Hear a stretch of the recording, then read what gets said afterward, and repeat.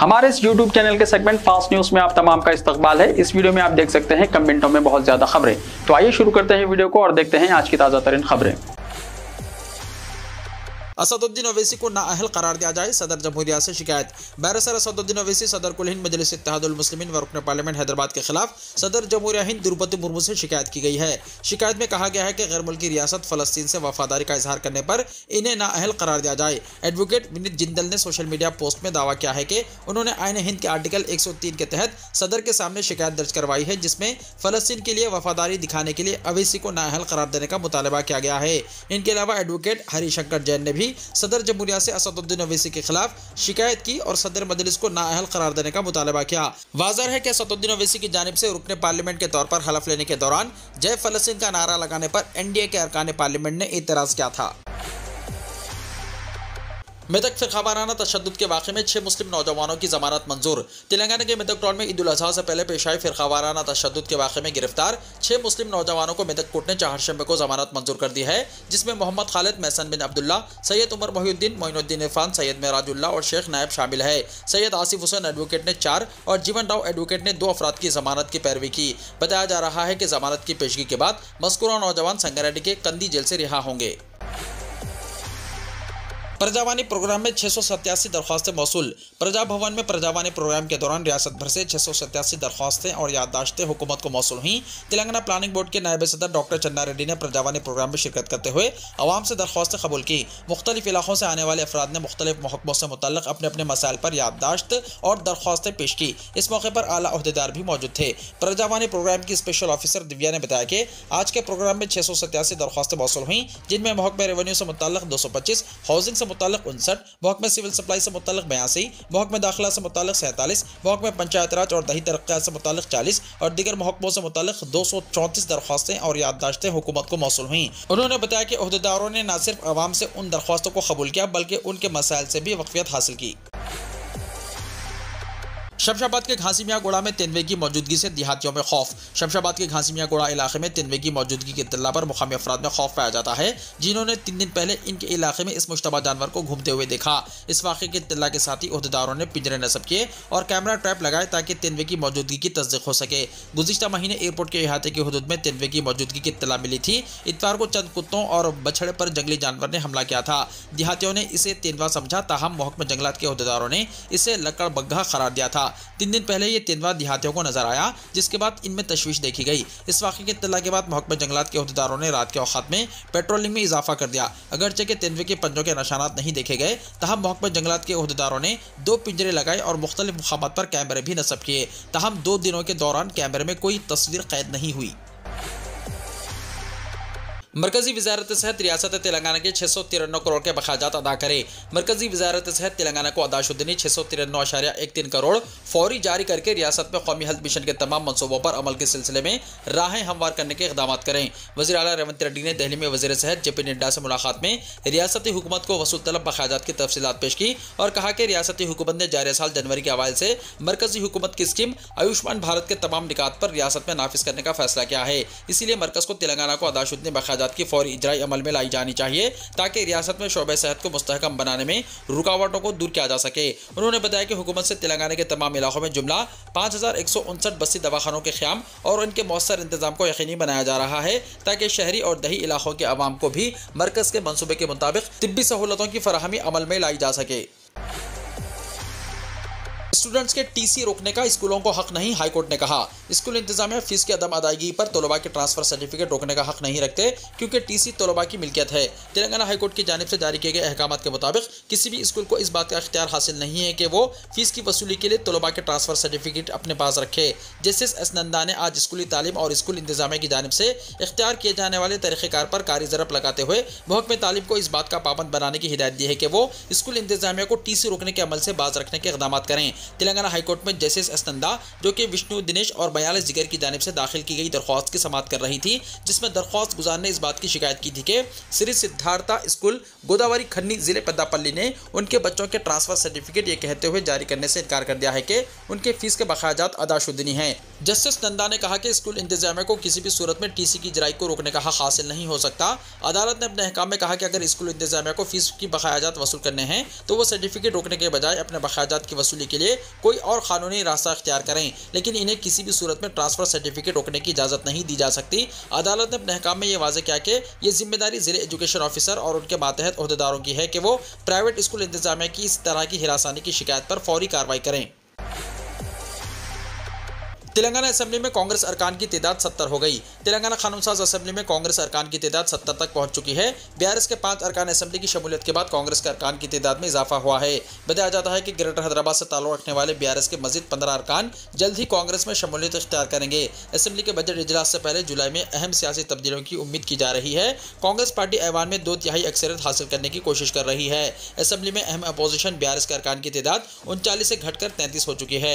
BRS अरकान assembly के कांग्रेस में इंजमाम में अगर तादाद के एतबार से कोई दुश्वारी होती है तो इन्हें असेंबली में अलहदा ग्रुप का दर्जा दिया जा सकता है। जिस तरह महाराष्ट्र में शिवसेना एकनाथ शिंदे ग्रुप को अलहदा शनाख्त दी गई। दोनों सूरतों में बीआरएस के अरकान को रुकनियत से नाअहल करार दिए जाने के कानून से बचने के लिए 2/3 तादाद में बीआरएस से अलहदगी इख्तियार करनी होगी। असेंबली में बीआरएस के 38 अरकान हैं और नाअहलियत के कानून से बचने के लिए 25 अरकान को अलहदा ग्रुप या लेजिस्लेचर पार्टी के कांग्रेस में इंजमाम की राह हमवार हो सकती है।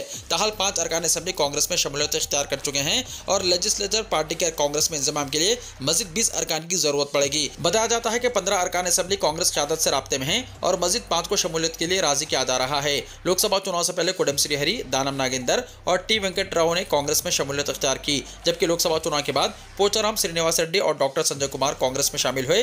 5 अरकान की शमूलियत के बाद कांग्रेस को असेंबली में 70 अरकान की अक्सरियत हासिल हो गई, जबकि बीआरएस के अरकान घटकर 33 हो चुके हैं।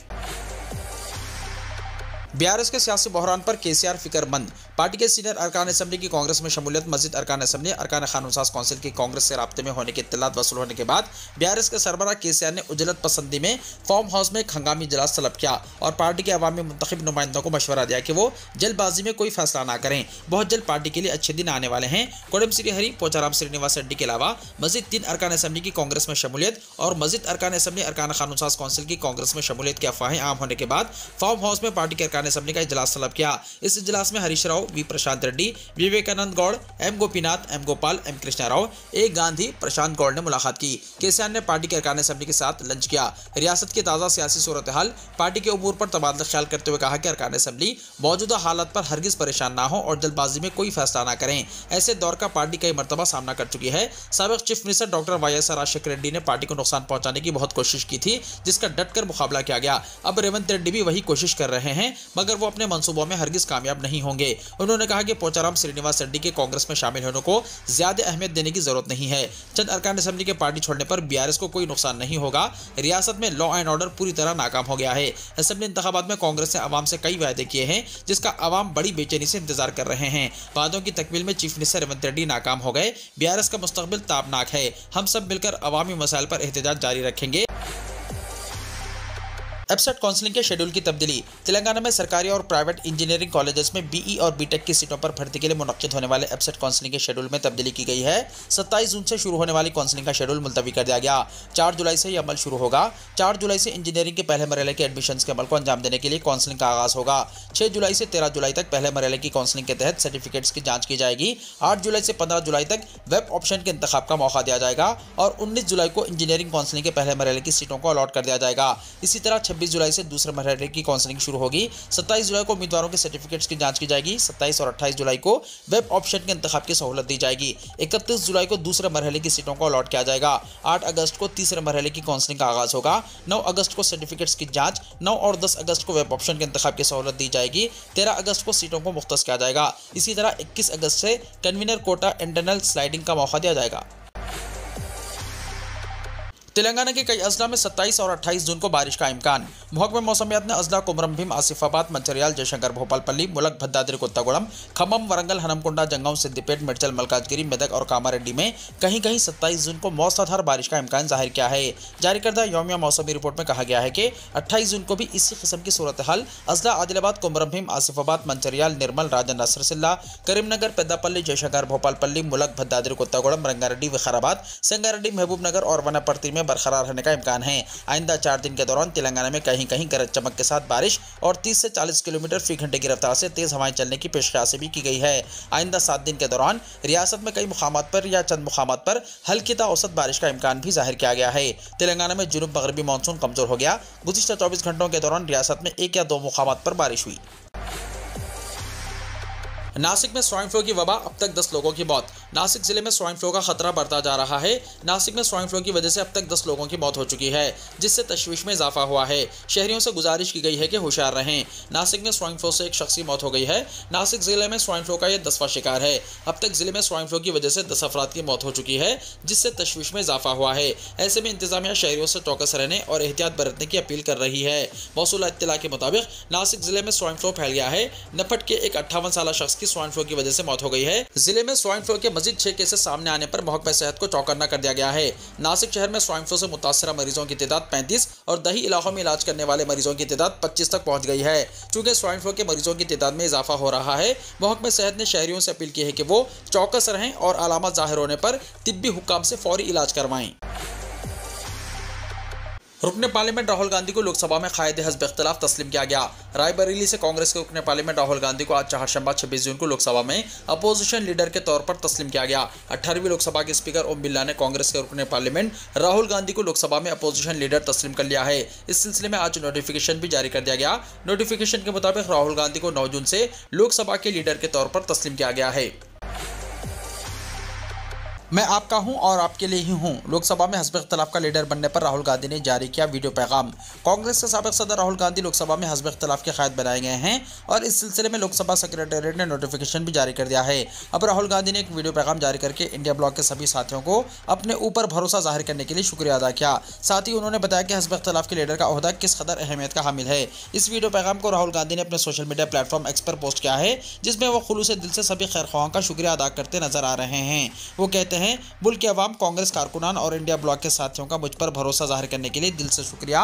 फिर वो आवाम से मुखातिब होकर कहते हैं, अपोजिशन का लीडर सिर्फ एक ओहदा नहीं है, ये आपकी आवाज़ बनकर आपके मफादात और हुकूक की जंग लड़ने की बहुत बड़ी जिम्मेदारी है। अपने वीडियो पैगाम में राहुल गांधी सभी तबके के हुकूक की हिफाजत करने का अज़म भी जाहिर करते हैं। वो कहते हैं, हमारा आइन गरीबों, महरूमों, अक़लियतों, किसानों, मजदूरों का सबसे बड़ा हथियार है और हम इस पर किए गए हर हमले का पूरी ताकत से जवाब देकर इसकी हिफाजत करेंगे। पैगाम के आखिर में राहुल गांधी वाज़ेह लफ्ज़ों में कहते हैं, मैं आपका हूं और आपके लिए ही हूं।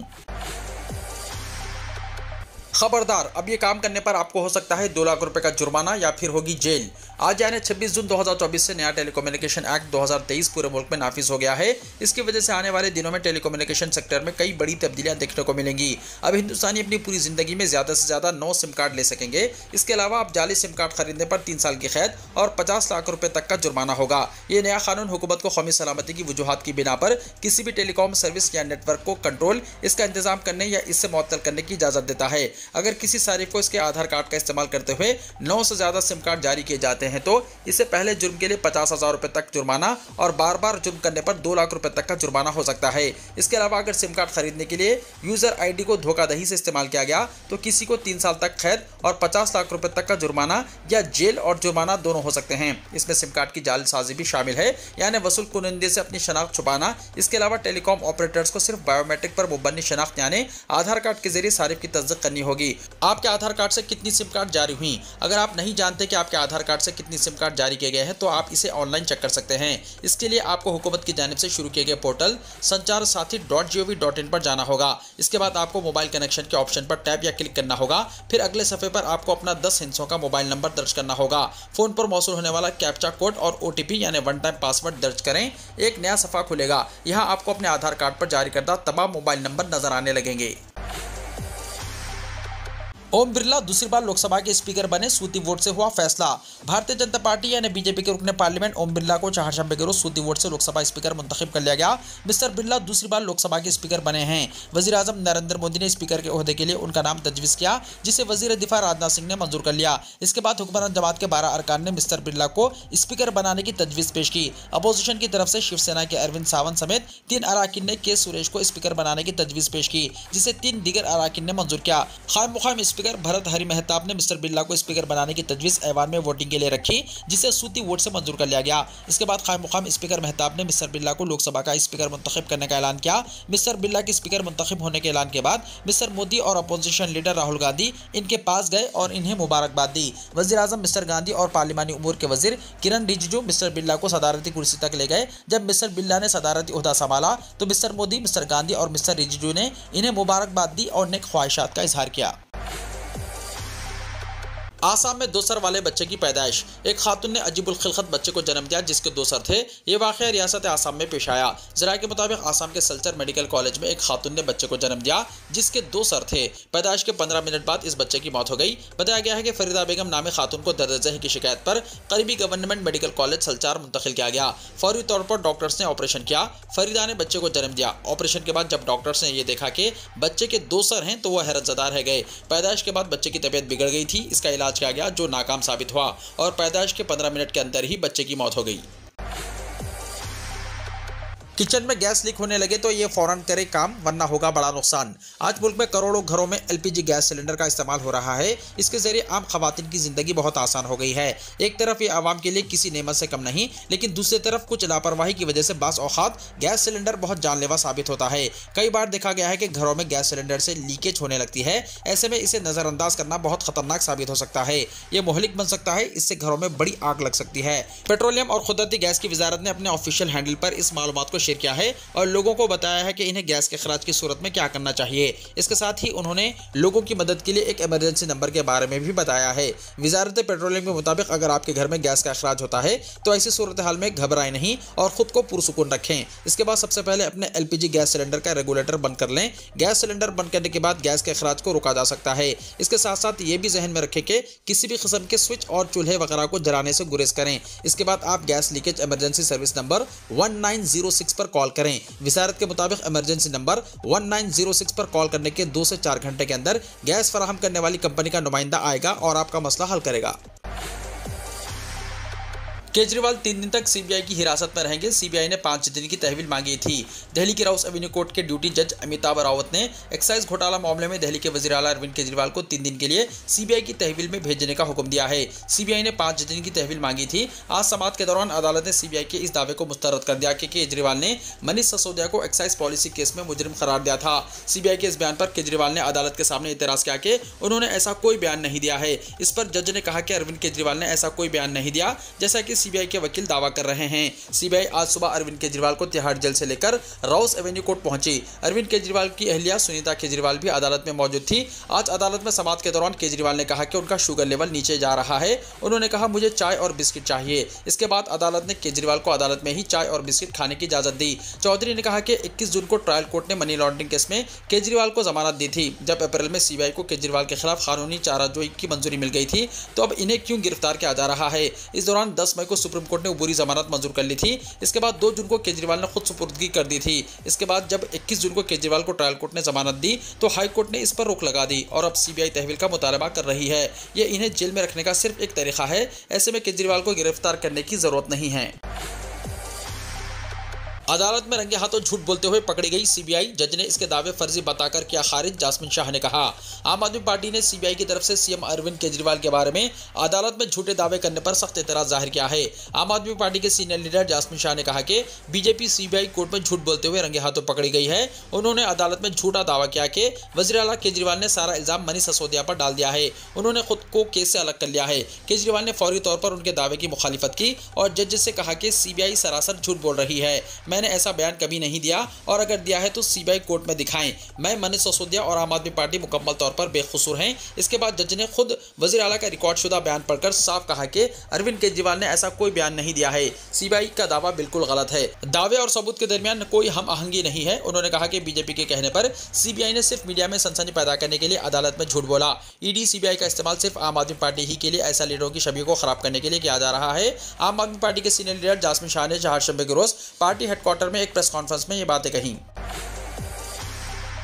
अशरबी खानदान खाना काबा की चाबी 78वें नए कुलियत बरदार के हवाले की गई। खाना काबा के कुलियत बरदार यानी सादन शेख डॉक्टर सालेह अशरबी के इंतकाल के बाद हस्ब रिवायत की जिम्मेदारी शेख अब्दुल वहाब बिन ज़ैनुल आबिदीन अशरबी को सौंप दी गई है।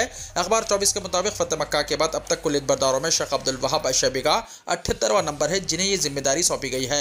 गुज़िश्ता दिनों खाना काबा के 77वें कुलियत बरदार शेख डॉक्टर सालेह अशरबी का तकरीबन 80 साल की उम्र में इंतकाल हो गया था, जिन्हें मक्का के मारूफ खबरस्तान मोहल्ला में सुपुर्द खाक किया गया। वाज़ेह है कि सादन उस शख्स को कहा जाता है जिसके पास काबे शरीफ की चाबी होती है। काबे के खुफल को खोलना, बंद करना और अंदरूनी और बैरूनी सफाई और खिलाफ काबा की तब्दीली और दीगर उमूर भी सादन यानी कुलियत बरदार के जिम्मे होते हैं। फतेह मक्का के बाद नबी करीम सल्लल्लाहु अलैहि वसल्लम ने बनु शैबा को चाबी सौंपी और इन्हें ये जिम्मेदारी अता की थी। उस वक्त से अब तक कुलियत बरदारी की जिम्मेदारी आले शैबा के पास ही है। वीडियो को लाइक शेयर कीजिए और हमारे इस YouTube चैनल को सब्सक्राइब करते हुए इसके बेल आइकॉन को भी प्रेस कर लीजिए ताकि ऐसी ही ताज़ा तरीन खबरें आइंदा भी आपको मिलती रहें।